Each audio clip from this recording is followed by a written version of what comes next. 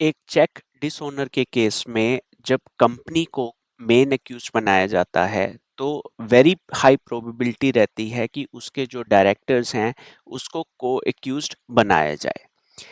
Let's say in A scenario जब company की financial health अच्छी नहीं है तो कंपनी तो कॉर्पोरेट इंसॉल्वेंसी प्रोसेस में जाती ही है, लेकिन उसके साथ साथ जो डायरेक्टर्स हैं वो भी अपनी पर्सनल इंसॉल्वेंसी फाइल कर देते थे।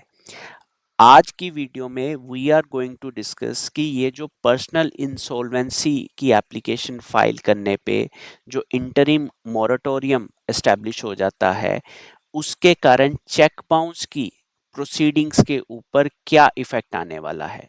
बेसिकली अगर हम ये जो हैंड रिटन नोट्स हैं उसको अगर हम बात करें कि जो सेक्शन 96 या सेक्शन 101 ऑफ द आईबीसी के अंडर जो मोरेटोरियम एस्टैब्लिश होता है उसका section 138 of the NI act read with section 141 जिसमें आप डायरेक्टर्स को एक्यूज बना रहे हो, उसके कारण आईबीसी के मोरेटोरियम के कारण आपकी एनआई एक्ट की कंप्लेंट के ऊपर क्या इफेक्ट आने वाला है। क्या ऑटोमेटिक स्टे होगा या स्टे नहीं होगा। इस वीडियो में we are going to get the answer for this question in respect of the judgment from the Honorable Supreme Court in the matter of Rakesh Bhanot versus Gordas Agro Private Limited। ये जो judgement थी हमारी to जज bench judgement थी और इस judgement ने काफ़ी जो मल्टीपल अपील पेंडिंग थी जो ऑनरेबल सुप्रीम कोर्ट के सामने उन सारी अपील्स को डिस्पोज ऑफ किया है। लेकिन जो Rakesh Bhanot versus Gordas Agro Private Limited ये एक लीड कंप्लेंट को सुप्रीम कोर्ट ने लिया और इसके बेसिस के ऊपर ऑनरेबल सुप्रीम कोर्ट ने दूसरे मैटर्स को भी डिसाइड किया because facts and circumstances in all other matters were similar to this matter. तो इस वीडियो में we are going to discuss the brief facts कि पूरा मसला है क्या इस चेक बाउंस के इश्यूज में कि पर्सनल इंसॉल्वेंसी का क्या रोल आ जाता है चेक बाउंस की प्रोसीडिंग्स में। Then we will understand the procedural history कि किस तरह से ये मैटर ऑनरेबल सुप्रीम कोर्ट तक पहुंचा कैसे। देन ऑनरेबल सुप्रीम कोर्ट के पास मेजरली की क्वेश्चन ऑफ लॉ क्या था एंड उसको एड्रेस कैसे किया। We will try to understand the reasoning how the honourable Supreme Court arrived at the final conclusion and that would pretty much sums up our video around this judgment. Before going into details of this judgment, we have already made a playlist in relation to the various recent honorable Supreme Court judgments in the NI matter. You can find the link of that playlist in our description box. And if you are involved into a NI matter, whether in the form of a complainant or as an accused person, or if you are an advocate, then you can subscribe to this channel for receiving the latest updates of the Honorable Supreme Court in respect of matters related to the check dishonor cases. So let us now get deeper into the matter and understand the impact of personal insolvency claims on the uh, trial of the check bounce matter where the directors are the co-accused person or any other person who is a co-accused who and he has filed the personal insolvency claim before the IBC. Now, as discussed, that multiple criminal appeals SLPs were filed before the Honorable Supreme Court on this issue. लेकिन जो lead complainant case था वो यही था जो हम Bhanot versus Gordas Agro Private Limited. Complainant जो थे गोरदास एग्रो प्राइवेट लिमिटेड थे, उन्होंने कंप्लेंट फाइल करी under section 138 of the NI Act against जो कंपनी थी Arjun Mall Retail Holdings Private Limited थी और उसके साथ जो को एक्यूज थे डायरेक्टर्स थे मिस्टर राकेश बहनोट एंड उनकी wife and son, they were also the co accused as the being the directors of the company. और जो चेक की अमाउंट थी वो लगभग 4 चेक्स थे इस मैटर में, 50 लैक्स का ईच चेक था, जो कि जब प्रेजेंट किया गया बाय द कंप्लेनेंट वो डिसऑनर हो गया, and reason was that the funds were insufficient to honour the cheque amount. अब जब accused failed to pay despite the legal notice, जो डिमांड statutory डिमांड नोटिस भेजा गया, now the case was pending before the honorable learned trial court magistrate। अब हुआ क्या, meanwhile जो accused person थे मिस्टर भानोट, उन्होंने अपनी पर्सनल इंसॉल्वेंसी एप्लीकेशन फाइल कर दी under section 94 of the IBC. अब जैसे ही इन्होंने अपनी पर्सनल एप्लीकेशन फाइल करी, insolvency application, he moved an application to adjourn the criminal proceedings before the magistrate court as a sine die, because इन्होंने ये बोला कि सेक्शन 94 ऑफ द आईबीसी जैसे ही आप फाइल कर रहे हो, तो अंडर सेक्शन 96 जो आईबीसी है, जिस दिन से आपने एप्लीकेशन फाइल करी उसी दिन से ही इंटरिम मोरेटोरियम का टाइम पीरियड स्टार्ट हो जाता है। इस कारण से चूंकि मोरेटोरियम जो है स्टार्ट हो चुका है, तो any proceedings in respect of any debt has to be stayed. So that is why he told he submitted before the learned magistrate court कि अब जो है जो सेक्शन 138 की जो प्रोसीडिंग्स हैं उसको भी स्टे कर दिया जाए। तो लर्नेड मजिस्ट्रेट ने ये स्टे को डिनाई कर दिया। Issue was this only, that does IBC moratorium shield an individual from criminal prosecution for a check bounce case? ठीक है।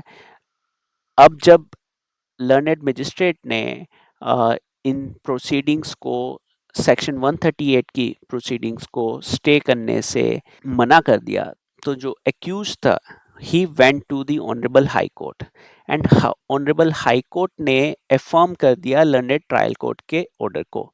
Okay, so High Court dismissed the criminal petition on March 23 2023, and that's why this accused director ही approached the honourable Supreme Court. अच्छा, honourable Supreme Court में already दूसरे matters भी चल रहे थे जिसमें similar question of law was coming, that in view of the section 96 of the IBC, can we stay the proceedings under section 138 of the NI Act?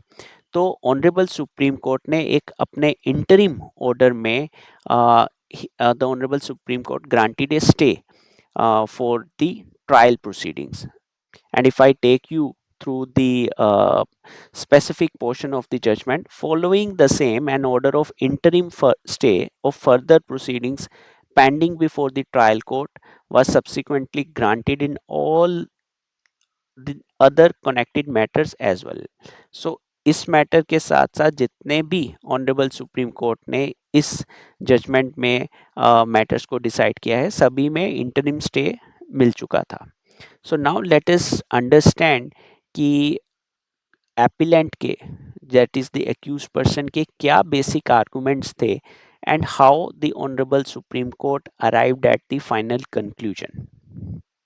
Okay, see, the core argument before the Honorable Supreme Court was कि IBC के protective measures को ध्यान में रखा जाए या NI act के punitive provisions को ध्यान में रखा जाए, इन दोनों की किस तरह से बैलेंस अप्रोच रख के फाइनल कंक्लूजन पे आया जाए। अगर हम एक्यूज जो कि डायरेक्टर थे उस कंपनी में जिसके अगेंस्ट चेक डिसऑनर का मैटर चला, and this accused has filed a personal insolvency application under section 94, तो उनका जो आर्गुमेंट का फर्स्ट पॉइंटर ये था कि absolutely bar, that section 96 creates a complete and unequivocal bar on the proceedings like NI Act cases. Second argument was that automatic and all encompassing, that the moratorium applies automatically to all the debts. Section 138 proceedings are included in this. Third point was legislative intent. the IBC intended to give debtors fair opportunity to reorganize finances without coercion. सो अब during the moratorium period, चाहे वो interim हो, चाहे वो after acceptance of the application, insolvency application के बाद section 101 का moratorium क्यों ना हो, तो उसका ऑब्जेक्टिव यही है कि जितने भी डेट रिलेटिंग प्रोसीडिंग्स हैं वो उसको स्टे कर दिया जाए, सो दैट एक असेसमेंट करी जाए कि okay how much this person has assets क्या हैं, इसकी क्या लाइबिलिटीज हैं, इसकी कितने क्रेडिटर्स भी हैं, इसके इसके इसने कहीं किससे किससे पैसा लेना है, या इसने किस किस को और औरों को भी पैसा देना है, इसकी प्रॉपर्टीज क्या क्या है, सो दैट उस सारा असेसमेंट करने के बाद इस व्यक्ति के अगेंस्ट जो भी जिस तरह से भी एक रेजोल्यूशन प्लान पास हो और अकॉर्डिंगली जो इसका डेट है उसको सेटल किया जा सके। तो एक्यूज पर्सन का ऑब्जेक्टिव ये था कि IBC allows this without any having a coercive action against the debtor। And other arguments जो एक्यूज पर्सन के थे, उसमें से फर्स्ट आर्गुमेंट ये था कि IBC must prevail over the NI act, that whatsoever is disclosed in any other statutory act, IBC must be prevailed over and above all other statutory acts, that IBC must prevail over section 138 in red with 141 of the NI Act for want of the non-obstantive provision under section 238। Another argument was legal contradiction। अब देखो जैसे 96 में interim moratorium setup होता है, उसका period start हो जाता है, and once the application of personal insolvency is accepted, then under section 101, uh, after the admission of the application under section 101 फिर भी उसके बाद में मोरेटोरियम शुरू हो जाता है for the period of 180 days. अब सेक्शन 101 जो है of IBC prohibits the debtor from transferring, alienating, encumbering or disposing of any of his assets of his legal rights or beneficial interest therein।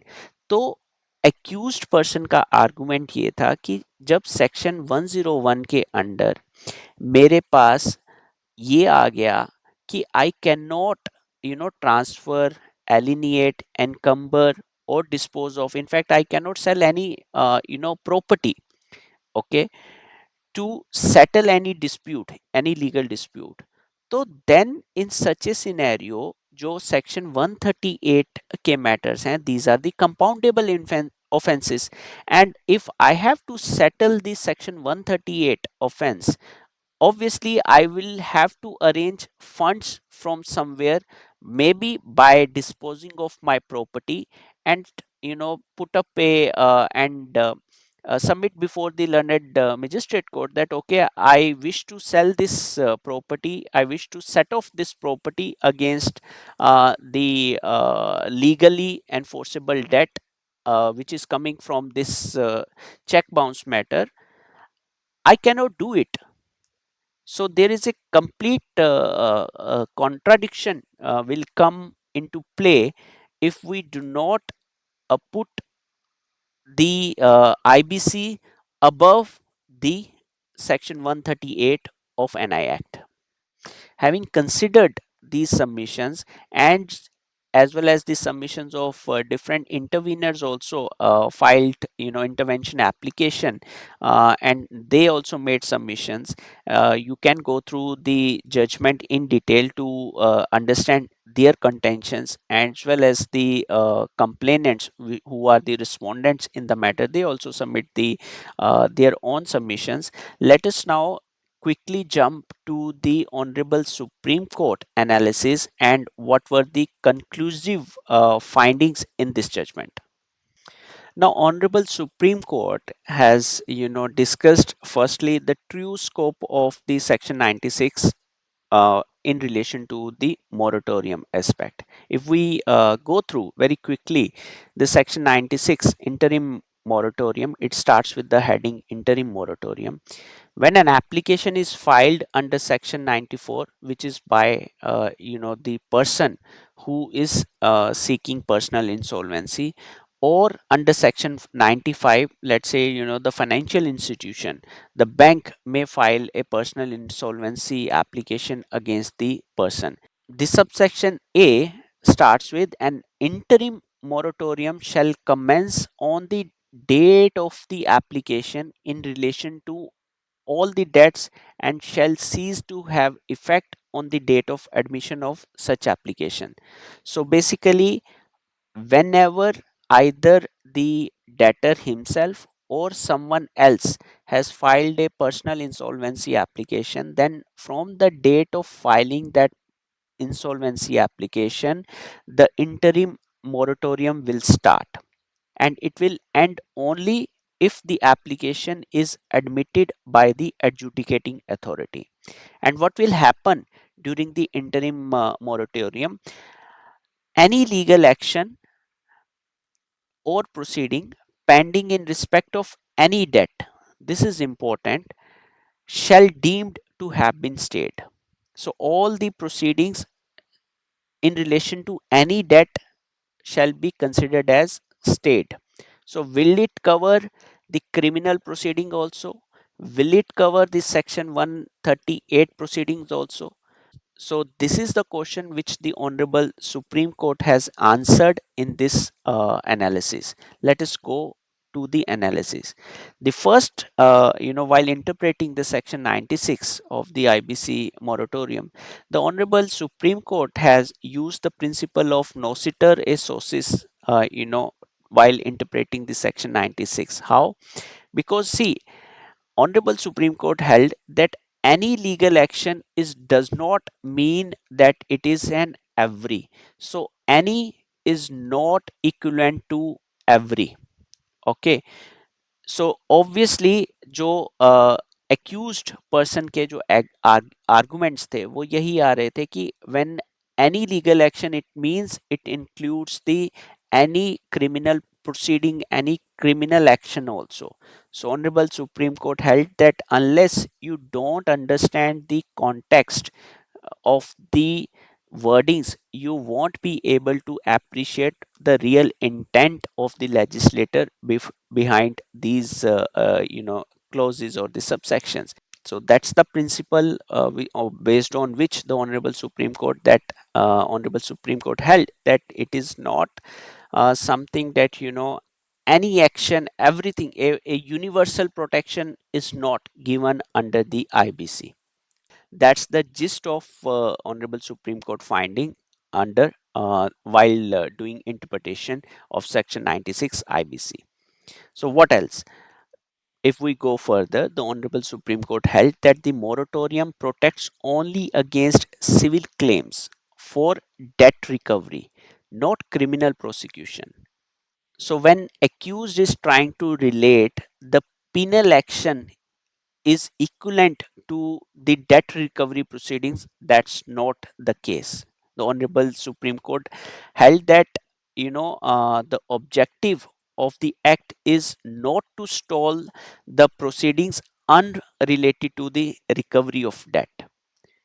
The protection is not available against the penal actions, the object of which is not to recover any debt, because penal actions में आपकी liability personal accountability establish होती है, ना कि penal actions जो है पैसे recover करने के लिए लिए जाते हैं. Criminal action is not for that purpose, and that's what distinguishes that section 138 of the NI act.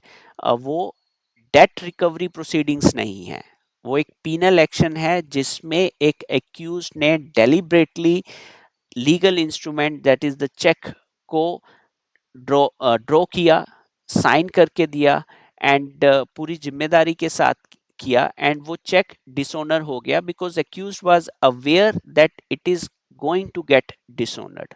तो ये जो offense है under section 138 cannot be covered under the umbrella of section 96 of the IBC.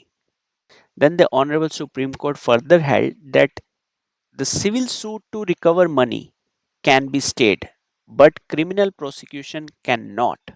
The Honorable Supreme Court in para 13 explained that these proceedings are distinct from corporate insolvency proceedings and are aimed at upholding the integrity of commercial transactions by holding individuals accountable for their personal actions. So that's where the section 138 की NI act की जो proceedings हैं, that those proceedings are differentiated from the civil proceedings which are primarily for the recovery of any debt. अब many times we have seen that अब मान लो corporate insolvency process अगर चल रहा है तो उसमें कमेटी ऑफ क्रेडिटर्स की मीटिंग्स होती हैं और रेजोल्यूशन प्लान पास होता है.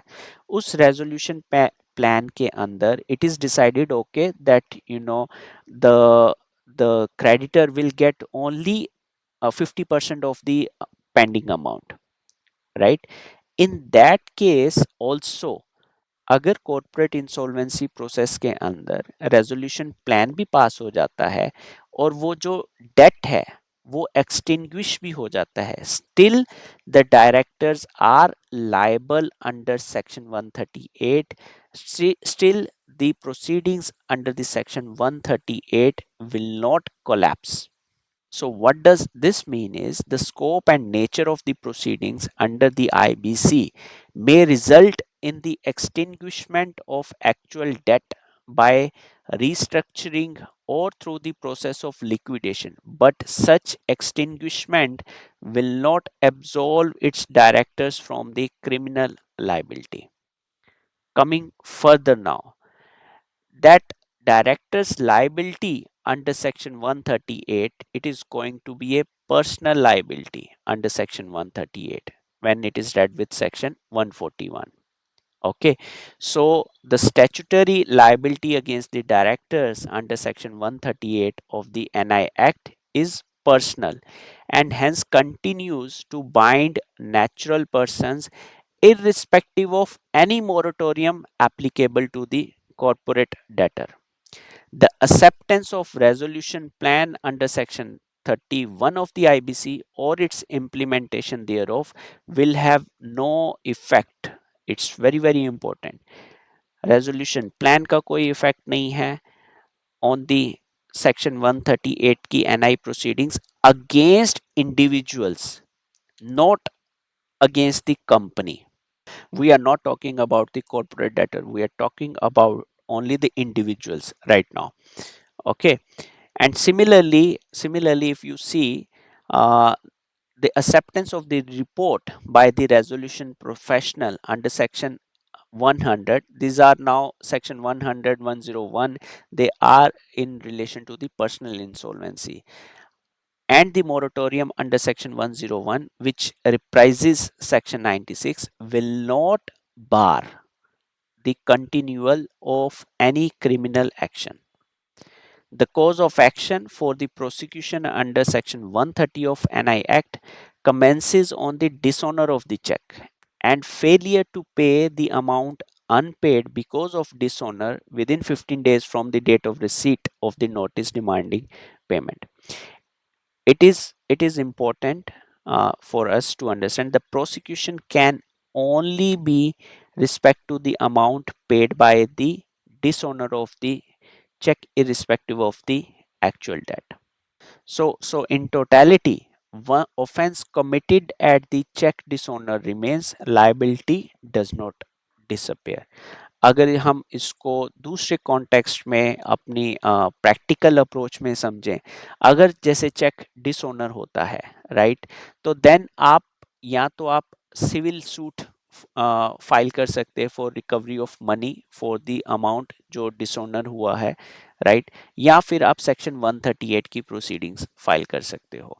अब अगर वो इंडिविजुअल है and he has filed the personal insolvency, तो जो रिकवरी सूट है that will be stayed till the time ये सेक्शन 96 का मोरेटोरियम या 101 का मोरेटोरियम अपलिफ्ट नहीं होता, लेकिन सेक्शन 138 की प्रोसीडिंग्स विल कंटिन्यू। मोरेटोरियम का कोई इफेक्ट नहीं रहेगा on the proceedings of section 138 against the personal individuals. So, considering these principles in mind, the Honorable Supreme Court, held that it's a very limited effect of personal insolvency is going to become on the Section 138, and any prayer to Section 138 prosecution via Section 96 moratorium cannot be entertained. So that was the final ruling. Lower courts rightly refused to stay proceedings. Uh, Allowing moratorium to evade prosecution would undermine NI Act's purpose, which was primarily, the purpose of the NI Act is to preserve the integrity and the, credibility of the commercial transactions. That is not going to happen. So what does this mean is as simple as it is that no stay will be there. So if we try to conclude the overall findings, that the personal insolvency and check bounce cases often overlap, raising confusion जो आती है आएगी trial court में। my experience is that ऐसा नहीं होने वाला कि लोग इस आर्गुमेंट को यूज नहीं करेंगे।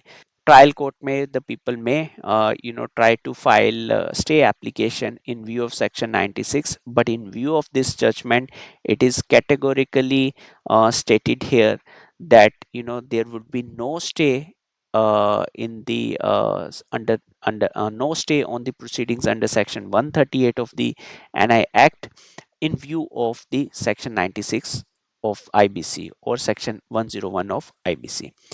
So, the Honorable Supreme Court clarified that insolvency does not halt proceedings under Section 138. Criminal liability continues despite the personal insolvency.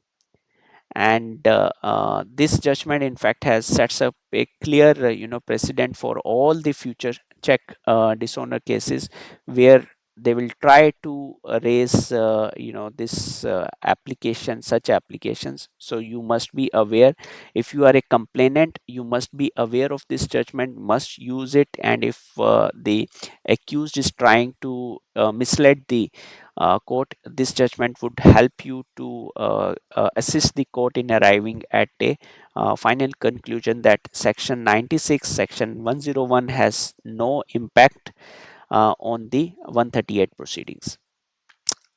And effect of personal insolvency is limited only to the civil recovery. Yes, if any civil suit is there, that is definitely going to be stayed, but not section 138 proceedings. And if you are an accused person, you must be aware that you may be able to drag the trial for a specific period of the time, but end of the day, in view of this judgment, you will not be able to stay the proceedings 138 proceedings, and by taking advantage of the section 96 or section 101 of the IBC. So directors, signatories, they should be, in fact, as a good business decision, you ensure that if you have issued any check, let's say, and the funds are not going to help you, you ensure that you take appropriate measures to take back those checks. Otherwise section 138 proceedings will not be stayed even if you later on file the personal insolvency petitions under section 94, or someone else files the personal insolvency petition under section 95 of IBC against you. I hope this video would have helped you to understand the effect of insolvency proceedings, personal insolvency proceedings on the trial of section 138. If you have any specific questions, specific queries, you can send us an email, you can WhatsApp to us, and also you can drop your questions or queries in the comment box. We will try to answer those questions on priority basis. And feel free to share this video with your friends or other stakeholders who are facing the criminal trial of section 138 proceeding, and maybe if they are on the verge of a personal insolvency, they this judgment would help them to assess what they can do with the personal insolvency, impact of personal insolvency on the NI proceedings. And thank you very much for going through this video. Jai Hind.